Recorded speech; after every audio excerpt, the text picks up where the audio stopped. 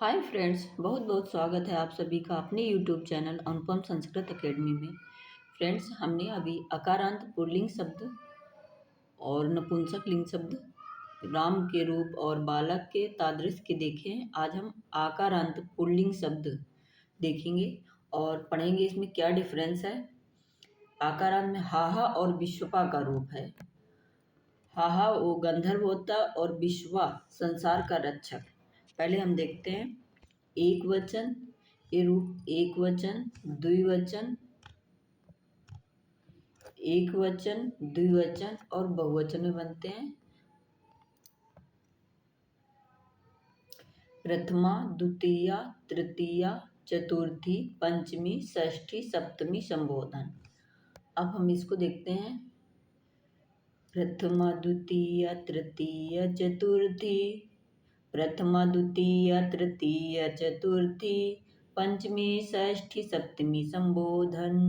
प्रथमा, द्वितीया, तृतीया, चतुर्थी, पंचमी, षष्ठी, सप्तमी, संबोधन। विश्वपः, विश्वपां, विश्वपा, विश्वपे, विश्वपा, विश्वपां, विश्वपा, विश्वपे, विश्वपः, विश्वपः, विश्वपिहे, विश्वपाः। अब आपको एक प्रथमा विभक्ति के एक वचन के प्रथमा सारी विभक्ति के रूप देख लेते हैं। तो एक वचन में विश्वपा का रूप क्या बनता है? विश्वपाह। क्या बनता है? आप इम्पोर्टेंट देखिए, विश्वपाह रूप आपसे पूछ लिया जाएगा। विश्वपाह,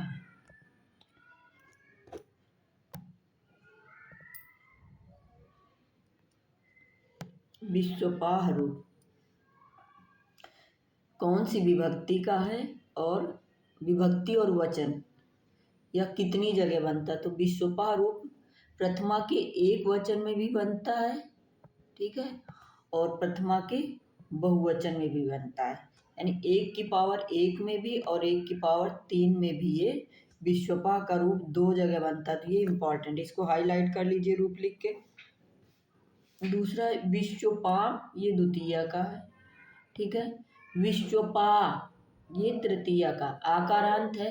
अगर अकारांत होता तो पेड़ या रामेण, रामेण, बालकेन, एन आता, एन या एण आता, ठीक है। यहाँ पे विश्वपा आ तृतीया का एक वचन रूप है, ठीक है। विश्वपे, विश्वपे ये चतुर्थी का रूप है। विश्वपे ये चतुर्थी एक वचन के सारे रूप है। चतुर्थी एक वचन का रूप है। विश्वपाह, विश्वपाह, विश्वपाह पंचमी और षष्ठी का रूप है। ये आपको हाईलाइट करके रखना है। और दूसरा ये पूछा विश्वप, ये भी बहुत इंपॉर्टेंट है, वेरी वेरी इंपॉर्टेंट है। विश्वप, विश्वप रूप कौन सी विभक्ति का है? ये सप्तमी का रूप है, ठीक है। ये भी इंपॉर्टेंट है। विश्वपाह द्वितीय के देख लेते हैं। विश्वपौ, विश्वपौ, विश्वपाभ्याम, विश्वपाभ्याम, विश्वपाभ्याम, विश्वपोह, विश्वपोह, हे विश्वपोह, विश्वपो, विश्वपो, विश्वपाभ्याम, विश्वपाभ्याम, विश्वपाभ्याम, विश्वपोह, विश्वपोह। यानी ओह आ रहा है ना, ये आपको ध्यान रखना है कि द्विवचन का रूप प्रथमा और द्वितीय सेम होता है। तृतीय, चतुर्थी, पंचमी ये तीनों सेम होता है। षष्ठी, सप्तमी सेम होता है। यानी दो वचन का रूप है जो किसी भी विभक्ति का द्विवचन का रूप है तो वो सेम होता है। ये षष्ठी सप्तमी सेम होगा, तृतीय चतुर्थी पंचमी सेम होगा और द्वितीय प्रथमा और द्वितीय सेम होगा। चलो दो वचन तो हमारा तैयार हो गया। अब हम बहुवचन में देखते हैं। बहुवचन में विश्वपाह ये पूछ लिया जाएगा विश्वपाह रूप कितनी बार आया या कितनी जगह बनता है? एक वचन, प्रथमा के एक वचन बहुवचन में, प्रथमा के एक वचन द्विवचन में, प्रथमा के एक वचन और तृतीया का एक वचन में। तो आपको क्या करना है? प्रथमा के एक वचन और बहुवचन में ये दोनों जगह बनता है। नेक्स्ट क्वेश्चन आपसे पूछ सकता है, पहले तो विश्वपा का रूप बहुत बहुत इंपॉर्टेंट है, पूरा शब्द रूप इंपॉर्टेंट है। पूछ लेगा विश्वपा कितनी जगह बनता है या कितनी बार आता है। तो चतुर्थ, पंचमी, षष्ठी 2 जगह, और ये द्वितीया का बहुवचन में भी बनता है। एक वचन में बड़ा की मात्रा है और द्विवचन के बहुवचन में कितना है, विश्वपा, मात्रा नहीं है। विश्वपाभि, विश्वपाभि, विश्वपाभि, विश्वपाभ्या, विश्वपाभ्या, विश्वपामा, विश्वपाम, विश्वपाशु, हे विश्वपाः। अब यहाँ पर ये देखना है, तृतीया बहुवचन का रूप है। विश्वपा एक वचन में बनता है, द्विवचन में विश्वपः बनता है। विश्वपाभि, ऐ और भी, अगर ऐ है, ऐ और भी है तो ये मान के चलिए तृतीया बहुवचन का रूप है। ठीक है। विश्वपाभ्या, विश्वपाभ्या चतुर्थी और पंचमी में है। षष्ठी में आम राम शाम है तो यहाँ आम है। विश्वपाम, ये षष्ठी बहुवचन का रूप है। विश्वपाशु, विश्वपाशु रूप बना है ये। विश्वपाशु रूप सप्तमी के बहुवचन 7 की पावर 3 का रूप है। विश्वपाशु 7 की पावर 3 का रूप है। अब हमने अभी पहले बताया था सुच प्रत्याहार। सुच ये खुद का गढ़ा हुआ है, कोई प्रत्याहार नहीं। तो सुच में इच प्रत्याहार है, जहाँ इच प्रत्याहार के वर्ड आ जाते हैं वहाँ पर ये शु लगेगा, अगर नहीं आते हैं तो ये दंती सा लगेगा।